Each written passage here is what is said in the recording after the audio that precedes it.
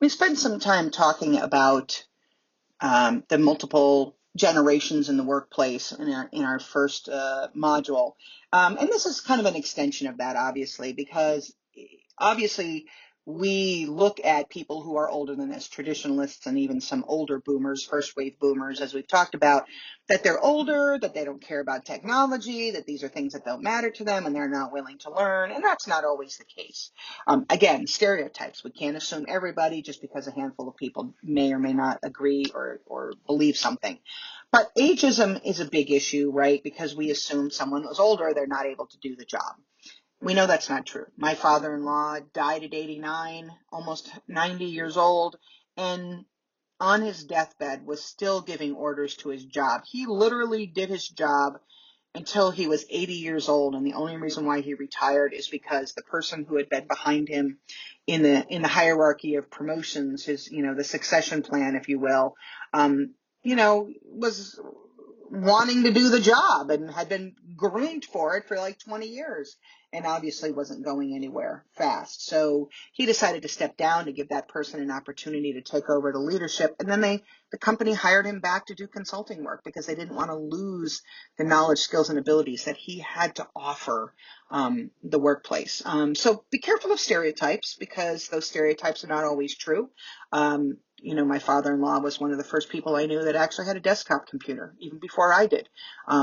So to say that they are not interested in technology and computing would be also incorrect.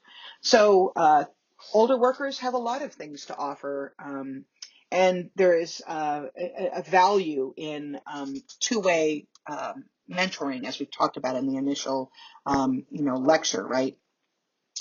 The value of multi-generational workforces, and as long as we understand and remember what each generation has to offer and try to adapt accordingly, I think that's really important and worthwhile. We've already touched on religion a bit as we talk about it relative to LGBT rights in the workplace, and that's the biggest bone of contention, obviously, between those two groups is religious groups that believe that being gay is a sin and it's immoral and all those sorts of issues and what have you. But I think, there are larger issues to think about with respect to religion. We know that there are laws out there that tell us we need to respect people's religions and make accommodations for them accordingly. I know that when I lived and worked in New York on Fridays at noon, almost every conservative and Orthodox Jew that I knew was wrapping up their job and heading home so they could be home by sundown for their religious practices. And organizations accommodated that. They didn't even think they didn't even second guess it. People were allowed to go. Why? Because they worked an extra hour until 6 o'clock as opposed to 5 o'clock Monday, Tuesday, Wednesday, and Thursday. So Friday they could leave early at noon. They got their job done. They focused more on outcomes rather than on, compliance with a law or a policy that says everybody needs to be here 9 to 5.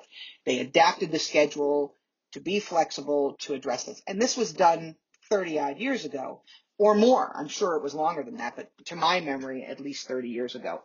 But what role does religion play in the workplace? Well, obviously, if it's a religious organization, it plays a big role. But religion and religious expression is challenging because you might want to come in and you love prayer and you want to start a meeting with prayer, but there are people that are not religious or don't pray like you do, and thus, they don't want to necessarily engage in that prayer as the meeting begins.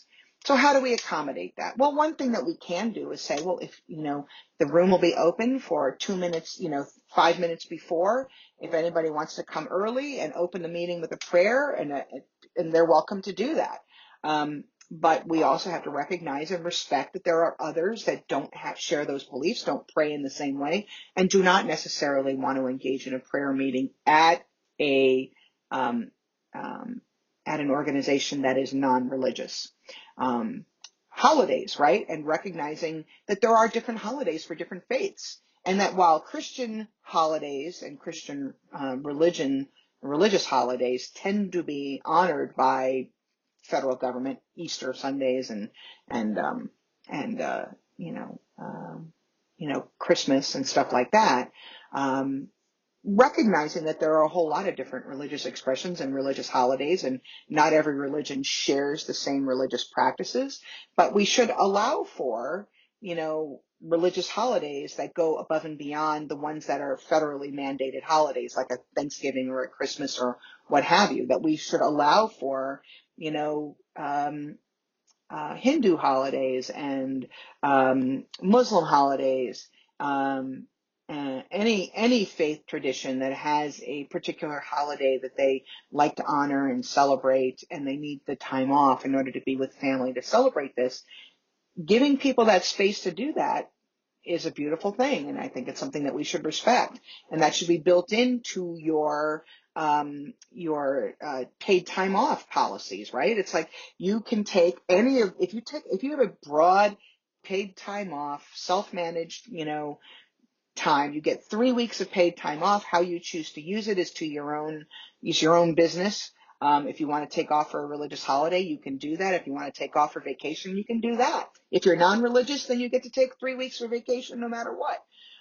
But there's a lot of religious minorities that we need to be aware of. Not everybody is Christian, right? There are Jews, pagans, Hindus, Buddhists, Muslims, and then there are the non-Christian, non-religious atheists out there, and there are Unitarian Universalists like myself.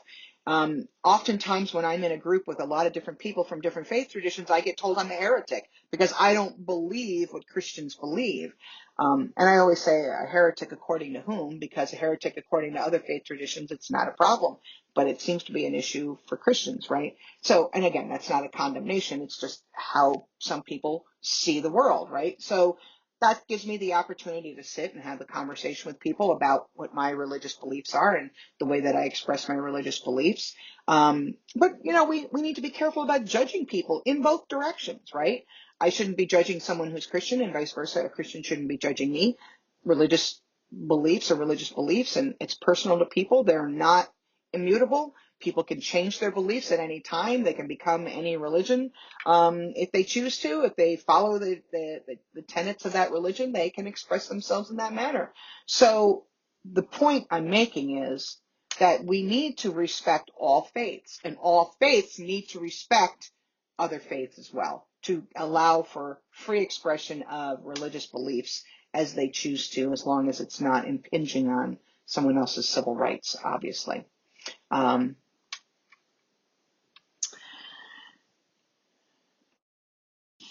Disability is also a big, big issue now in terms of making things accessible, and not judging accessibility, and not presuming because someone has a disability, whatever that might be, that if part of them is not working, all of them is not working, right? That's ableism, right? This assumption that everybody should be able to do this. Everybody should be able to reach to the highest shelf, or to walk in a door, or to manage stairs. And that's just not true. That also doesn't mean that someone isn't capable of doing the job that they need to do. So that's why the Americans with Disabilities Act was created in the 90s, to make sure buildings were accessible, as well as workplaces were accommodating people that had a disability. Now, a disability as defined by the ADA, you already learned about that in our legal module, but the ADA requires us to accommodate those who can do a job if they need a reasonable accommodation. But let's say the job is to be able to read music and translate music, and you are blind and you can't see musical notes. So should they be accommodating somebody who cannot do the essential function of the job, um, at all, because they can't do the job without some sort of accommodation?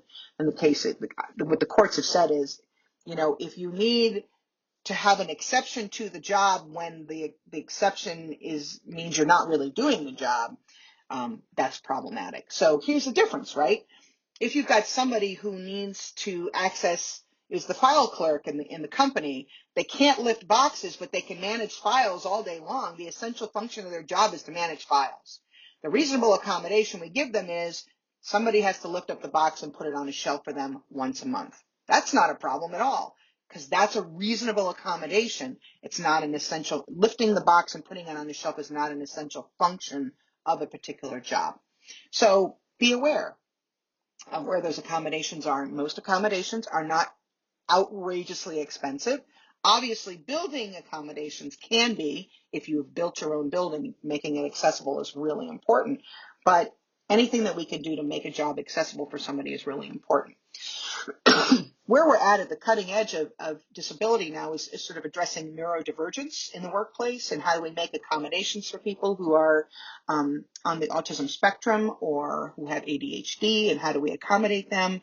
How do we help people with mental health issues? Obviously, there's some degree of accommodation that needs to be done to help them so they can do their job, but where that line gets drawn is very difficult, and I have no answers for that.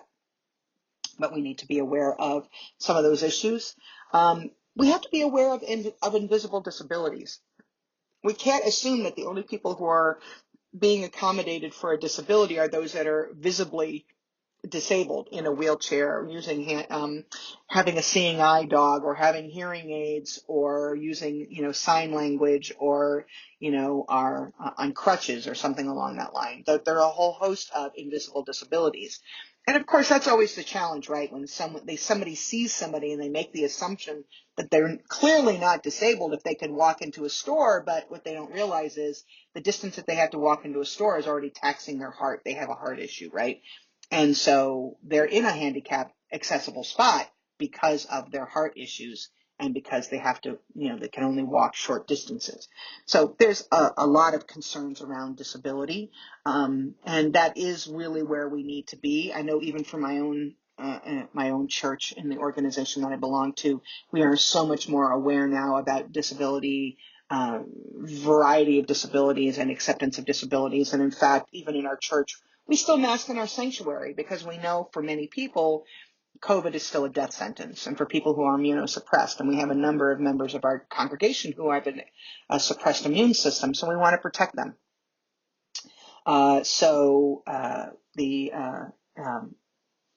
That's one simple way that we become an inclusive place. And when people who have different abilities that are not, neurotypical or what have you, when they feel like they belong in a place, that's huge, because it's easy to feel invisible when you have a disability. I know I had a temporary disability when I had my knee replacement. Before I had it done, I would ride little wheelie carts around in order to get around and stuff like that in grocery stores, or when I went to a big conference and there was a lot of walking, I got the little cart to move me around, and literally, I would stand in front of doors and people would ignore me and they would slam doors in front of me, and I could not get through the doors because no one would hold a door open for me, which was really unfortunate. So I have experienced firsthand what it feels like to be invisible when you are not considered able-bodied, if you will. So we should be mindful of that. The other issue also is like weight discrimination is a big part of this too. We assume that someone is heavy, that they are incapable of doing a job, and that's not necessarily true. Morbidly obese obviously is a category of health, and if someone can do a job, even if they're morbidly obese, then we shouldn't be discriminating against them, in that situation.